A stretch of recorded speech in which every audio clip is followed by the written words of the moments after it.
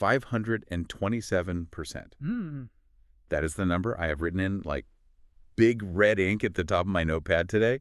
And honestly, looking at it, it's the kind of stat that makes you want to just close the laptop, lock the office door, and, go straight to the pub. It's a bit of a shock, isn't it? Because year over year, as we hit the start of 2025, Yeah. traffic coming from AI sources surged by exactly that amount, 527%. It is a terrifying graph if you don't know what you're looking at. If you're running, say, a bakery in Suffolk or a hair salon in Essex, seeing that number looks like a tidal wave coming to just wipe out your website traffic. Right. But, and we're really going to stress this today, it isn't necessarily a bad thing. It's just a massive fundamental shift in the ground beneath your feet. It's the difference between having a queue out the door and, well, wondering where everyone went. Welcome to the Marketing Mixer. We are your strategists from Cocktail Creative. And we are mixing a fairly strong drink today because we need to talk about the chaos of 2026 local search rankings. I'm the one usually asking the questions that, keep small business owners awake at night. And I'm the one who has to ruin the mood by bringing up the raw data. But today's mission is specific. We're breaking down local search rankings for 2026, stripping away the jargon. Yeah, none of that canonical tags or backlink velocity stuff. Exactly. Just the reality of how to not be invisible in your local town. Because the rules haven't just changed. It feels like the whole game board has been flipped over. I mean, 5 minutes ago, we were telling clients, just stuff some keywords on the homepage, and you're golden. Those are the days. But now we've got robots reading our reviews for, what, emotional sentiment? And satellites checking if we're actually in the shop when we say we are. It does sound a bit dystopian when you put it like that, doesn't It it? feels incredibly dystopian. So the big question we're tackling is, in this new landscape, is your local business actually invisible? That is the risk. We call it the invisible threat. You can have the nicest website in the county, a beautiful hand-painted sign above the door, but if you're invisible to the specific tools people are now using to find services... You mean like AI agents, map packs, that sort of thing? Exactly. I'm talking ChatGPT, voice search. If you're invisible to them, you might as well be setting up shop in the middle of the Atlantic Ocean. Which, we should warn you, isn't just a metaphor. Yeah. We are going to talk later about how your map pin can literally end up in the ocean if you aren't careful. Oh, yeah. That's a fun one. But first, the agenda. We're covering the zero-click world, the hidden danger of your opening hours, which I still find baffling, and citations, which sounds like a parking fine but is actually critical. And we absolutely have to talk about feeding the beast. The AI beast. Okay, let's start with the behavior shift. Walk me through this. It used to be, I go to Google, I type best mechanic London, I get 10 blue links, click 3, choose one. Simple. That was the keyword era. We are now firmly in what we call the conversation era. The user journey has just collapsed. Collapse. Yeah. People aren't typing mechanic. They're opening ChatGPT or Gemini or maybe Perplexity, and they're asking a complex question. Like, who is a trustworthy mechanic in East London who specializes in vintage Fords and is open right now? And instead of a list of websites, the AI just gives them an answer. It gives a summary. This is the whole concept of zero-click local decisions. And this is the biggest mental hurdle for our clients at Cocktail Creative. They see their website traffic dropping and they panic. Of course they do. But what's actually happening is the customer is choosing the business based entirely on the AI summary or the Google Map Pack details. They see the stars, the open now tag, little summary of services, and they just drive there. So my website analytics might look like a disaster zone, traffic down 40%, but my till is ringing more than ever. If you're optimized correctly, yes. But here's the nuance that people miss. AI isn't just looking for keywords anymore. It's looking for trustworthy entities. It sorts businesses based on confidence intervals. Right. So if an AI isn't confident in your data, if it's 80% sure you're open, but 20% sure you closed early last week, it simply won't recommend you. Because the AI doesn't want to look stupid. Exactly. It's like a friend who won't recommend a restaurant unless they're absolutely certain it's good because their reputation is on the line. If ChatGPT tells you a place is open and you drive there and it's shut, you stop trusting ChatGPT. So the algorithm is incredibly risk-averse. Okay, so if the AI is looking for reasons to trust us, where's it looking? Is the Google business profile still the main thing? Or has that gone the way of the yellow pages? Oh, Google Business Profile GBP is still the king. Absolutely. Huh. Despite all the AI buzz, GBP accounts for roughly 32% of ranking factors. It is the primary source of truth. Yeah. And this is a massive buzz, but the way you manage it has to change. You can't just set and forget. Which brings us to the opening hours trap. When I read the research for this deep dive, this was the part that made me wince. I think half the high street is guilty of this. It's a critical danger zone. Let's paint a picture. You run a boutique shop in a quiet town in, say, Essex. On your Google profile, you state clearly, open until 6 p.m. Standard retail hours. Got it. But, it's a rainy Tuesday. It's quiet. You and your staff want to get home to watch the football or just have an early dinner. So you lock the door at 5:55 to cash up and clean. 5 minutes early. Harmless. Everyone does it. Here's the problem. A customer arrives at 5:56. They pull on the handle, locked. They turn around and leave immediately. And their phone is in their pocket. And Google is tracking that user's location data. They see the user arrived at your specific coordinates and bounced instantly. Wait, Google connects the physical movement to the digital profile that quickly? Instantly. Google infers from that bounce that the user had a bad experience. It signals that your data, your opening hours, was inaccurate. If that happens 2 or 3 times, Google downgrades your ranking. It lowers its confidence score for your business. That is brutal. So being nice to your staff and letting them go early is actually tanking your SEO. It's hurting your visibility, yes. The advice here is strict. Be precise. If you stop serving at 4:30, list your hours as 4:30. Do not list them as 5 o'clock if you aren't willing to unlock that door at 4:59. It's not about when you want to be open. It's about when you are open. Precision is trust. And while we're on the profile, we need to touch on completeness. Google offers these checklists of predefined services. If you're a plumber, it lists drain cleaning, pipe repair, boiler service. And people just skip those or tick the top 3 because they're in a rush. Huge mistake. Incomplete profiles get 7 times fewer clicks. You must select every single service you actually offer. It helps the AI categorize you. So if you don't tick the box, the AI assumes you don't do it. If someone asks, find a plumber for a boiler service, and you haven't ticked boiler service, poof, you're invisible. Okay, so we've got a Google house in order. We're open when we say we are. We've ticked all the boxes. But you mentioned earlier that AI is looking at other places too, the hidden data pipeline.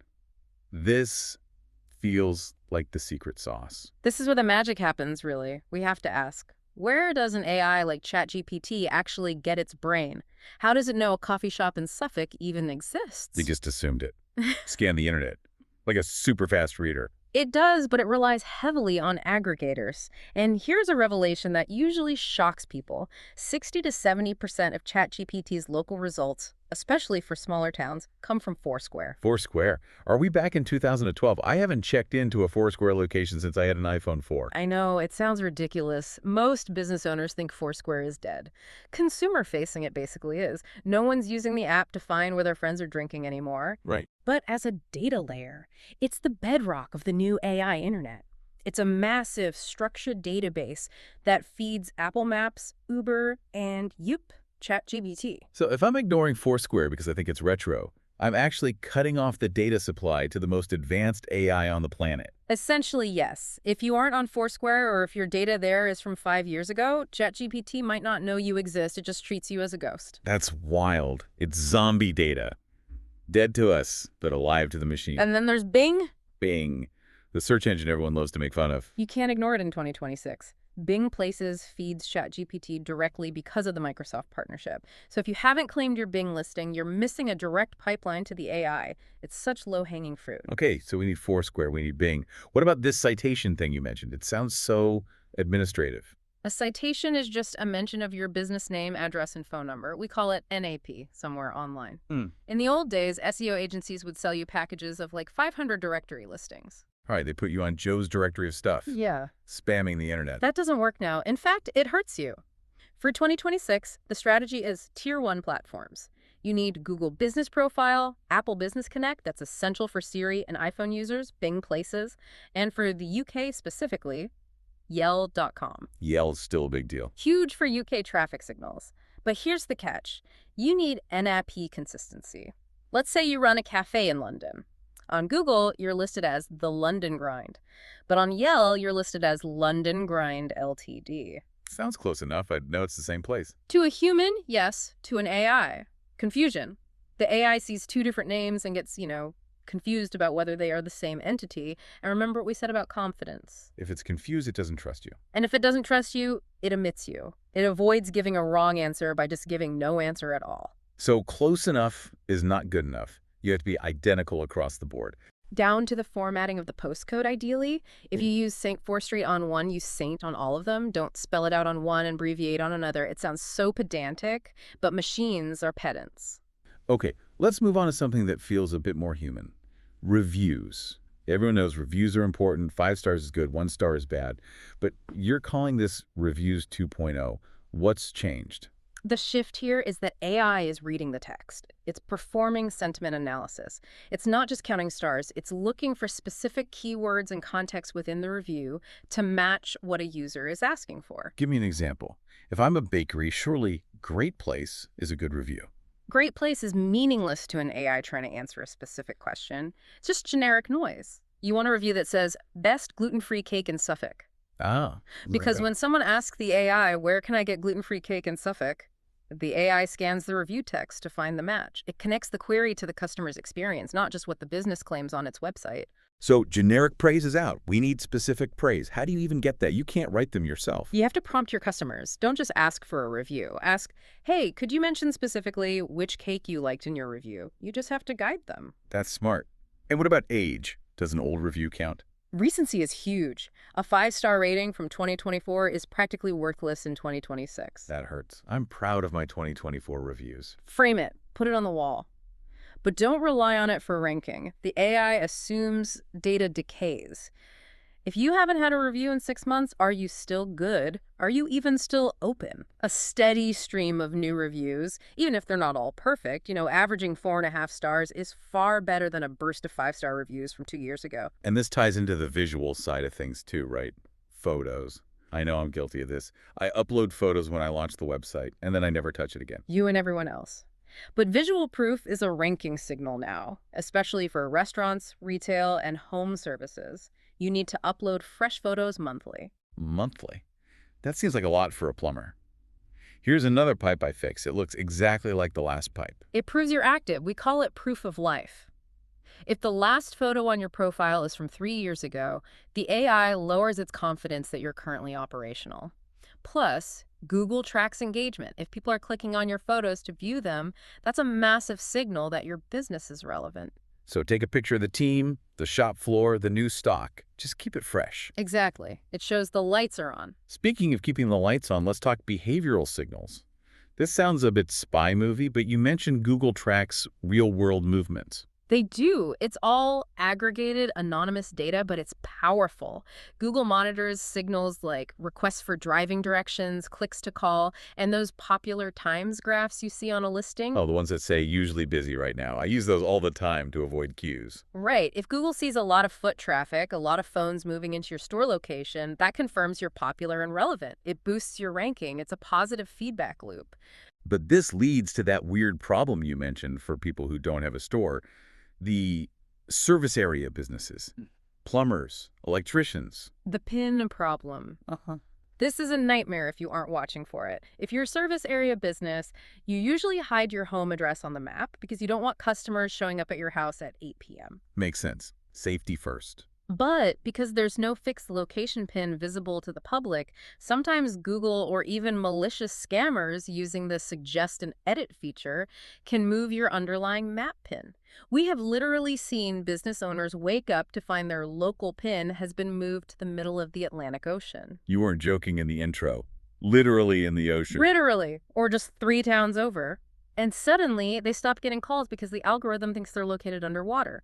Or in France. So you have to actually log in and check your map pin, even if you hide your address. Regularly. Log into the back end of GBP. Check the pin is where it's supposed to be. It's a tiny thing, but it can kill your business overnight. Okay, we're coming into the home stretch here. We've covered the technical stuff, the hours, the reviews. Yet there's one more strategy you mentioned that feels very new school, the best of list. This is the AI recommendation hack. We know that large language models, LLMs like ChatGPT, are trained on vast amounts of text. They trust authority, they trust experts. So they trust a blog post more than my own website? Often, yes. If a local newspaper or a high-authority local blog writes an article titled Top 10 Florists in Essex, the AI devours that. Being mentioned on that list is a powerful signal. It tells the AI experts have vetted this place. So the strategy isn't just update my website, it's get mentioned by others. Exactly. Engage with your local chamber of commerce. Reach out to local newspapers. If there's a local lifestyle blog in your town, invite them in. Getting on those curated lists is like gold dust for AI visibility. It's almost like PR is becoming SEO. That is the perfect way to put it. In 2026, PR is SEO. You cannot separate them. Okay, let's take a breath. We have thrown a lot at everyone listening today. We've got bounce rates from closing early, Foursquare resurrections, sentiment analysis, and pins floating in the ocean. It is a lot, and I think for a busy small business owner, it can feel overwhelming. You're trying to bake bread or fix cars, not become a data scientist. And that is the reality check, isn't it? Managing NFP consistency, keeping photos fresh, monitoring review sentiment. It's heavy lifting. It's a full-time job. It is, and that is why we do what we do at Cocktail Creative. Smooth segue. Yeah, I like it. okay. But seriously, if this is confusing for you, if you're listening to this and thinking, I have no idea if I'm even on Foursquare, we can help you navigate it. We specialize in this. We are the mixologists who get the blend right so you don't have to. We can audit your presence, fix those hours, get your citations aligned, and make sure the AI knows exactly who you are. We act as the interpreter between your business and the machine. But we also know some of you love the DIY approach. You want to get your hands dirty. We do. So, we're announcing that very soon, Cocktail Creative will be releasing a series of downloadable guides. These will be hands-on, step-by-step manuals, how to audit your hours, how to claim your Bing listing, how to get on Foursquare. So keep an ear out for those. Yeah. They're going to be game changers for the DIY crowd. Absolutely. So as we wrap up this deep dive, I want to leave you with one final thought. And it's a bit of a provocative one. Go for it. We've talked about stats and algorithms, but think about this. If you pulled out your phone right now and asked an AI assistant to recommend a business in your town for your specific trade, would it even know you exist? And not just know you exist, but trust you enough to send a human being to your door. If the answer is maybe or I don't know, then it's time to get to work. The tools are there. The traffic is there. 527% of it. You just have to be visible. Thanks for listening to The Marketing Mixer. We'll catch you on the next deep dive. Goodbye for now.